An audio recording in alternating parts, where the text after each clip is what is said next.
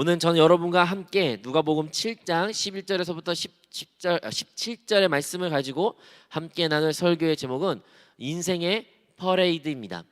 여러분들은 축제라는 것을 언제 즐기십니까? 요즘에는 코로나 시기로 인해서 축제라는 것을 접하지 않은 친구도 있고 사람도 있을 수 있지만, 또 올해 같은 경우 작년이죠. 2022년 같은 경우에는 또 어떠한 대학에서는 특히 한세대학 같은 경우에도 축제가 다시 재개되어 가지고 축제 분위기도 났습니다. 여러분 고등학교는, 여러분의 다니는 대학교는, 여러분 과거에는 여러분이 가지고 있는 축제 이미지는 어떠합니까? 시끄럽고 즐겁고 웃음소리도 많고 이런저런 다양한 추억과 에피소드를 여러분들이 가지고 있을 것 같아요. 특히 해외에서 유럽이나 아니면 미국 같은 경우에는 그 축제가 더 많이 활성화되고 활발한 것 같습니다. 우리가 대표적으로 아는 큰 축제 같은 경우, 전 세계적으로 아는 축제 같은 경우에는 뭐가 있을까요? 할로윈 축제 이런 이야기도 있죠. 물론 우리 기독교를 바라봤을 때는 정말로 악하고 정말로 우리가 함께하면 안 되는 축제이긴 하지만, 전 세계적으로는 그 축제의 열기에 다들 빠지고 그에 관심 있고 그날을 위해서 많은 것을 준비합니다. 유럽 같은 경우에는 무슨 토마토 축제가 있대요. 그날 같은 경우에는 토마토를 다 길거리에다 던지고 토마토를 집을 짜가지고 붓고 모든 도로를 토마토로 가득 채우고 토마토 위에 타고 토마토 위에 미끄럼틀 타는 이런 축제도 있다고 합니다. 다양한 이름의 축제가 이 땅 가운데 있는데, 왜 그러한 축제들을 이 땅에 우리는 누리고 아니면 그것을 우리가 기념하고 있습니까? 그것은 아마도 그 축제에 가진 기쁨, 축제에 가진 만족, 축제에 가진 어떤 의미가 있기 때문입니다. 그래서 사람들은 이 축제의 날을 기다리고 사모하고 이것을 위해서 모든 사람들이 많은 노력과 준비를 행하고 있습니다. 여러분들은 그런 축제를 참여한 적이 있으십니까? 없으면 한번 상상을 해보십시오. 그러한 축제 사진에 브라질 같은 거에도 그렇고 아니면 여러 유럽의 뉴스나 조금만 검색하시면 그런 축제의 분위기를 쉽게 찾을 수 있을 것입니다. 그러한 축제 가운데 항상 함께하는 것이 다름 아니라 퍼레이드 같은 일입니다. 여러분이 축제 같은 거 잘 모르다 할지라도 사실 그 축제의 축소판, 하나의 가장 핵심적인 퍼레이드 같은 경우에는 우리는 한 번이라도 접했을 거예요. 특히 놀이공원 같은 롯데월드나 에버랜드를 우리가 방문하게 된다면 그곳 가운데는 다양한 퍼레이드 같은 것이 준비되어 있습니다.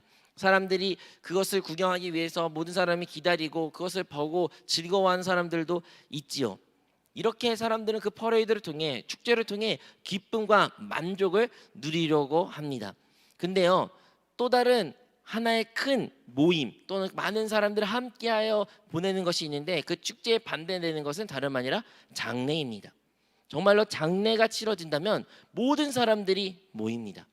각기 다양한 곳에 살았고 바쁜 와중에 있을지라도 장례가 났다면 사람들 그 장례를 조문하기 위해서, 그곳 가운데 사람의 인사를, 서로의 위로를 나누기 위해서 사람들은 모이고, 또한 그 장례 일정의 발인 예배 같은 경우에는 또 그것을 보내는데 많은 사람들이 함께하곤 합니다. 함께 모이고 함께 길을 걷고 함께 마지막 길을 보낸다는 그 과정이 외부적으로 봤을 때는 비슷해 보일 수 있으나 그 둘의 성격은 완전히 다른 것입니다. 어디에서부터 차이가 있겠습니까? 그것은 하나는 생명이 있는 것이고 하나는 죽음이 있는 그곳 가운데 사람의 상태가 달라지는 것입니다. 오늘의 본문의 말씀이 바로 이 축제와 관련되고 행렬에 관련되고 퍼레이드와 관련된 이야기입니다. 오늘의 본문의 말씀 11절에 어떻게 시작됩니까? 11절에 기록되기를, 그 후에 예수께서 나인이란 성으로 가실새 제자와 많은 무리가 동행하더니, 예수님께서는 이제 나인이라는 성을 향하여 걸어가십니다. 하지만 예수님은 홀로 걸어가지 않으셨어요. 그 나인이라는 성을 들어가기 위해서는 그 시대만 해도 성문이라는 것이 있었습니다. 모든 것은 이 성문을 통해서만 들어갈 수 있고 성문을 통해서 나올 수가 있는 것입니다. 예수님은 제자들과 그리고 온 무리와 함께 이 나인 성을 향해 갔다고 하나, 다른 말로 하면 이 나인 성 문을 향하여 걸어간 것입니다. 그런데 이 나인 성 문에 또 다른 한 무리가 있었습니다. 또 다른 한 행렬을, 수많은 사람들이 무리를 지어 그 성문에 나온 사람이 있었습니다. 그 사람들이 뭡니까? 바로 12절에 성문에 가까이 이르실 때에 사람들이 한 죽은 자를 메고 나오니 이는 한 어머니의 독자요 그의 어머니는 과부라. 그 성의 많은 사람들도 그와 함께 나오거늘. 이 작은 성문에 두 무리가 만나게 됩니다. 한 무리는 예수님과 그의 제자들과 수많은 무리들이 그 성으로 들어간 한 무리요, 반대 무리는 죽은 자를 메고 죽은 자와의 어머니 과부와 그리고 많은 사람들이 그 과부와 함께 슬퍼한 자, 그 성 밖으로 나오고 있는 것입니다. 그들이 이 성문 앞에서 서로 마주하게 된 것이죠. 한쪽은 수많은 기대와 기쁨과 예수님의 사역에 앞으로 어떠한 말씀을 선포하실지, 어떠한 기적을 행하실지, 어떠한 놀라운 일을 하실지를 기대하는 한 무리가 있는 반면에, 한 무리는, 그 성에서 나온 사람들은 슬픔과 눈물과 애통으로 가득한 한 무리가 그 성문에서 만나게 되는 것입니다. 여러분, 본문에 기록되기를 이 죽은 자의 어머니는 과부라고 말합니다. 남편이 없었다는 것이죠. 그렇다면 이 죽은 자의 아들은 이 과부에게는 어떠한 존재였을까요?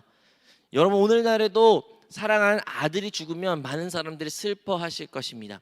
특히 어머니로서 아들이 있는 슬픔이 얼마나 클까요? 그런데 이 당시에 과부가 느낄 슬픔은 그와 더불어 더 큰 고통이 함께인 것이네, 다름 아니라 이 아들이 아마도 가장을 책임졌고 이 아들이 이 가장을 이끌었던 사람일 것입니다. 당시 여성으로서 경제적 활동한 것이 결코 쉽지가 않았으며, 여성으로서 그것까지 살아남고 혹은 그 가문의 자랑이는 항상 남성이었고 아들이었기 때문입니다. 그 아들이 있어서는 이 여성에게는 전부였어요. 경제적인 것의 공급처일 뿐만 아니라 자기의 자랑이요, 가문의 자랑이요, 자기의 인생의 목적이요, 자기의 인생 이 땅까지 살아가는 분명한 유일한 이유가 이 아들이었습니다. 이렇게 사랑하는 아들이, 이렇게 아끼는 아들이, 자기가 수십 번 죽어도 아깝지 않는 그 아들이 먼저 세상을 떠난 것입니다. 얼마나 애통했을까요?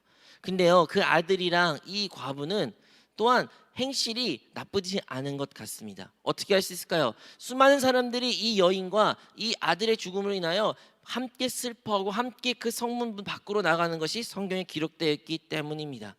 그들의 삶 가운데는 수많은 질문이 있을 수 있습니다. 하나님을 믿은 자들이었죠. 하나님의 백성들이요, 하나님을 안다고 고백한 자들이었을 것입니다. 그들의 삶 가운데는 악함보다는 선함이, 다른 사람에 의한 배려가 더 많은 인생을 살 수도 있을 것입니다. 그럼에도 불구하고 그들에게 찾아온 것은 무엇입니까? 죽음입니다. 고통입니다. 눈물입니다. 절망밖에 그 가정 가운데 남지 않는 것입니다. 우리의 인생을 뒤돌아 볼까요? 우리의 인생은 어떠한 인생을 살고 있습니까? 우리의 인생은 또한 많은 슬픔과 어려움과 눈물이 있습니다. 그 이유는 각자 다를 수 있습니다. 누구는 사랑하는 자녀로 인하여 아파할 수도 있고요, 누구는 내가 사랑하는 여인으로 인하여 아파할 수 있고, 누구는 자기의 부모와 자기의 어떠한 조부모로 인하여 어려운 관계로 인하여 슬퍼하고 힘들어하는 사람들도 있을 수 있습니다. 또는 직장과의 관계의 문제도 있을 수 있죠. 혹은 경제적인 어려운 상황 가운데 놓여서 내가 앞으로 무엇을 먹고 무엇을 해야 살 수 있을까라는 염려, 걱정, 근심으로 가득한 사람이 있을 수 있습니다. 또는 사랑하는 사람을 잃은 자들도 이 자리에 왜 없겠습니까?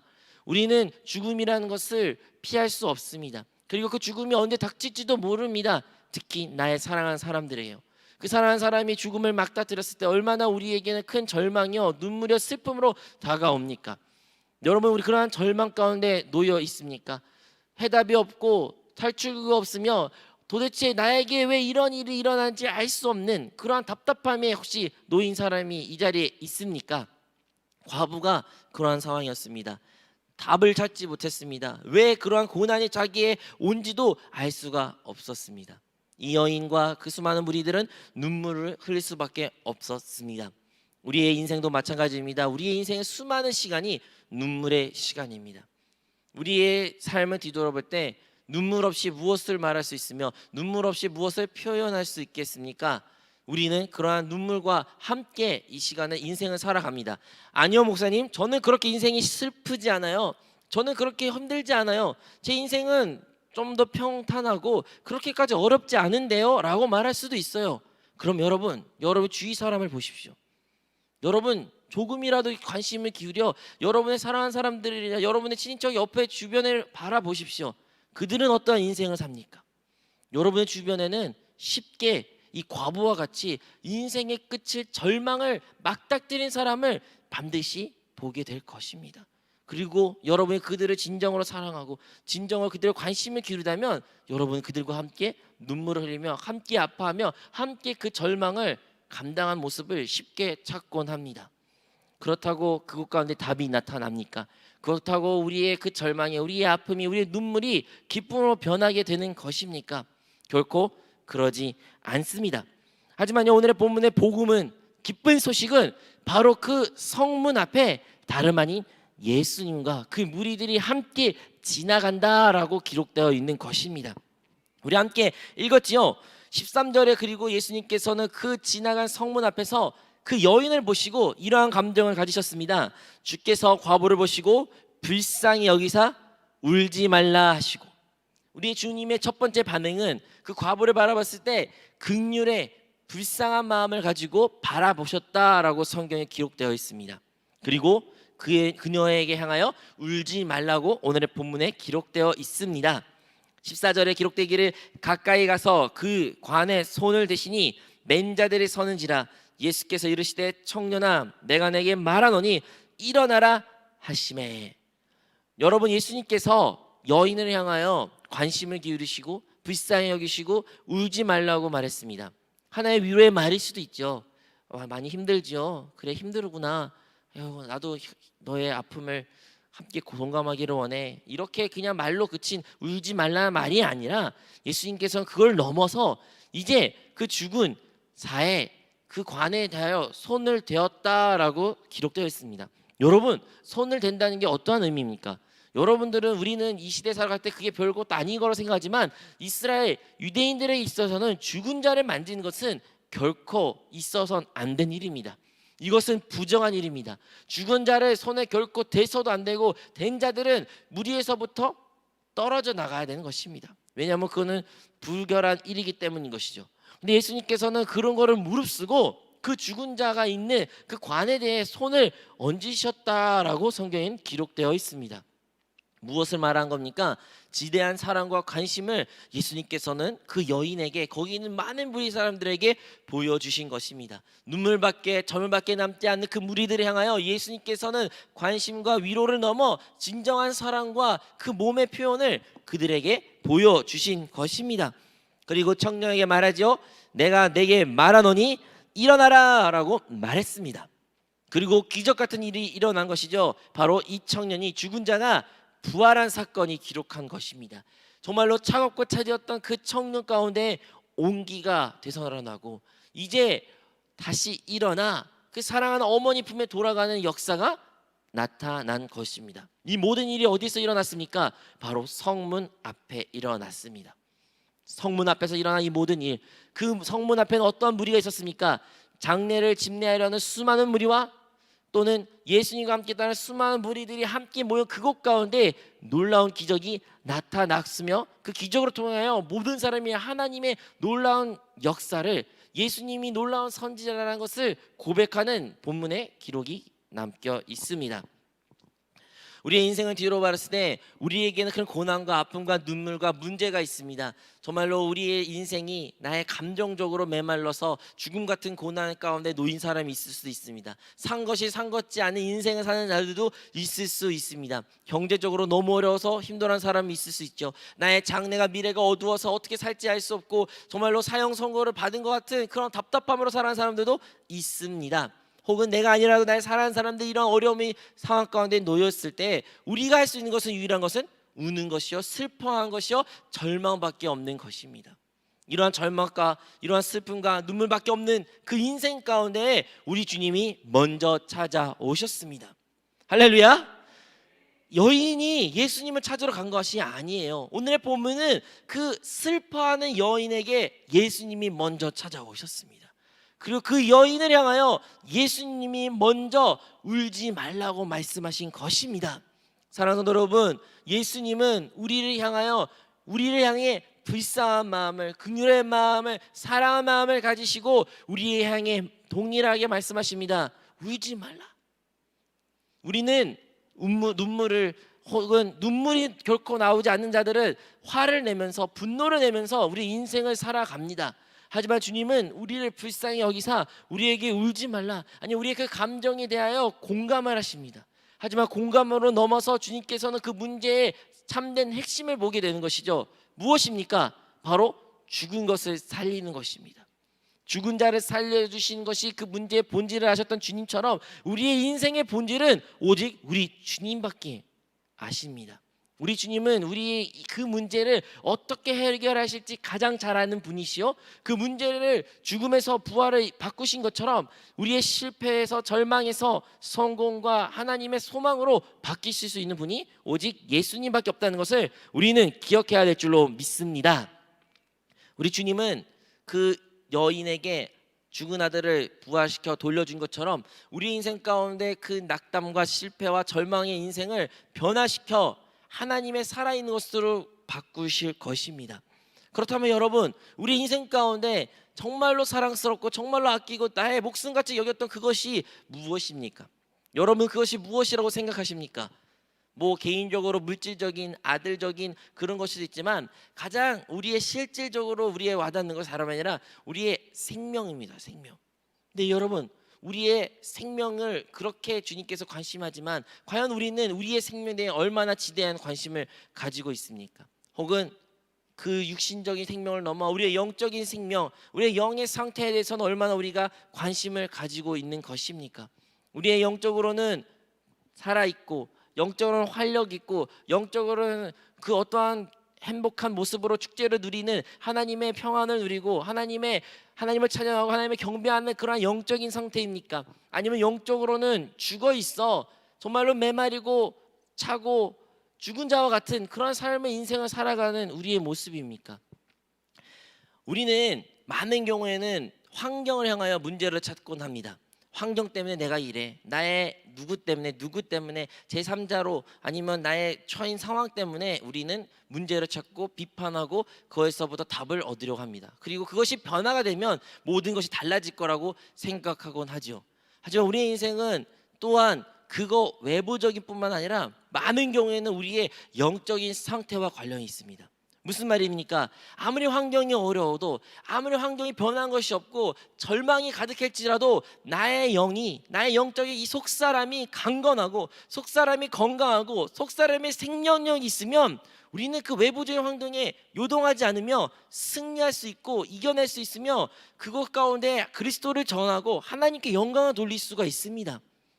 다른 말로는 우리의 삶 가운데 그 고난과 슬픔과 어려움을 가장 많이 느끼게 된 계기는 다름 아니라 우리의 속사람이, 우리의 영적인 상태가 무너졌고 우리 영 상태가 죽음의 상태에 놓였기에 우리는 모든 것이 슬픔과 눈물과 좌절보로 가득했다는 것을 우리는 알아야 됩니다. 어떻게 할 수 있을까요? 왜냐하면 수많은 성경의 우리의 믿음의 선조들은 그들의 시험과 어려움을 이겨내는 것이 환경이 바뀌어서 이겨내신 것이 아니라 그들의 영적인 상태가 먼저 변화된 상태 이후에 그들이 믿음의 환경이 변화된 것을 우리가 알 수 있기 때문인 것입니다.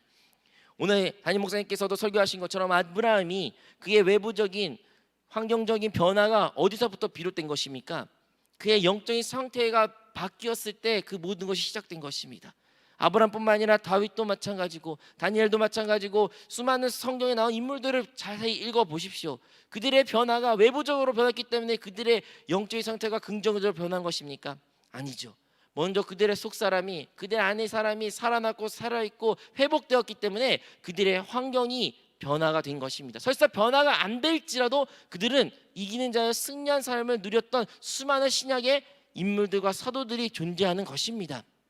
그렇다면 오늘의 이 나인성 문에 만난 그 무리들이 그 장렬의 행렬에 참여했던 사람들과 예수 그리스도를 따르는 그 사람들의 모였던 그 나인성 문이 바로 오늘의 예배의 모습과 같습니다. 이 예배 자리가 어떠한 자리입니까?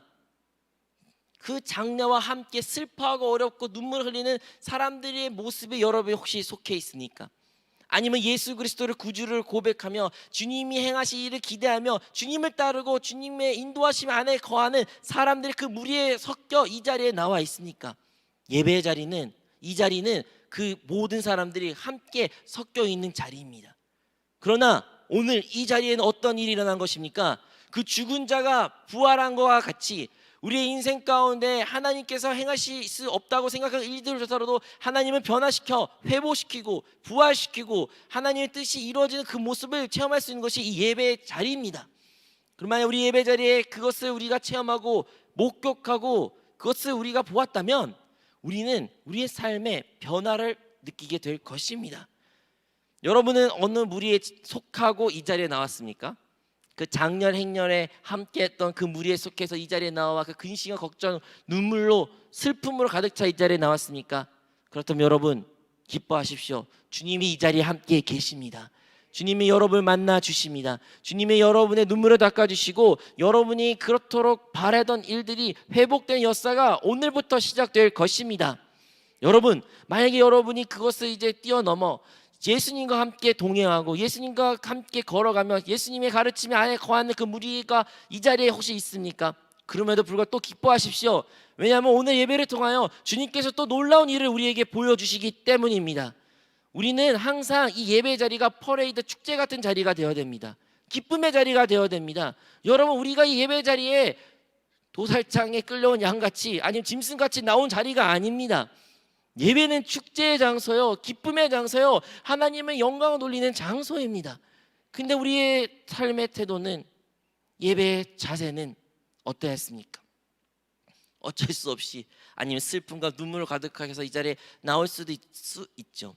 하지만 주님께서 진정으로 원하신 것은 이 예배 자리가 그 축제의 자리가 돼 마지막에 오늘의 본문의 말씀에 이런 것처럼 모든 사람들이 놀라 정말 우리 가운데 선지자가 일어나셨다, 하나님께서 자기 백성을 돌보신다라는 그 놀라운 환호가 넘쳤던 그 광경같이 이 예배 자리는 그 살아계신 하나님을 찬양하고 이름을 높이며 하나님께 영광을 돌려야 되는 그 예배 자리가 될 줄로 믿습니다. 우리의 삶에 우리의 예배 태도에 다시 한번 돌이켜 나의 삶 가운데 어디에 내가 속했기에 나의 이러한 문제가 있는지 한번 뒤돌아보기를 원합니다. 우리 모든 성도님들이 그 예배자의 모습을 회복하여 정말로 우리가 참된 그 축제의 예배를 누리고 그 축제의 예배에 하나님 행하심을 보고 간증하는 우리 모든 성도들이 되셨으면 좋겠습니다. 여러분 우리는 오늘 설교 제목이 다름 아니라 인생의 퍼레이드입니다. 우리 인생은 앞으로 행진하는 인생입니다. 우리는 결코 뒤돌아설 수가 없습니다. 우리의 인생은 우리가 원하든 시간은 갈 것이며 우리의 삶은 이어갑니다. 근데 여러분 어떠한 퍼레이드에 속하고 계십니까? 어떠한 행렬에 지금 속하여 걸어가고 계십니까? 그 죽음으로 가득하고 눈물로 가득한 그 장례식에 사망으로 가는 이 세상의 흐름과 같이 사망으로 끌려가는 그 죽음의 행렬에 가는 그 무리이십니까?